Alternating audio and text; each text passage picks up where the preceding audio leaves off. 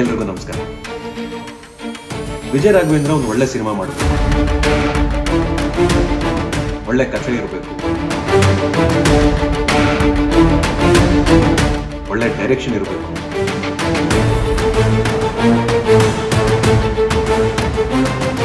Action ಚೆನ್ನಾಗಿರ್ಬೇಕು. ಒಳ್ಳೆ cinema ಮಾಡಿ ಸರ್, ನಾವ್ ಯಾಕೆ ಥಿಯೇಟರ್ಗೆ ಬರೋದಿಲ್ಲ?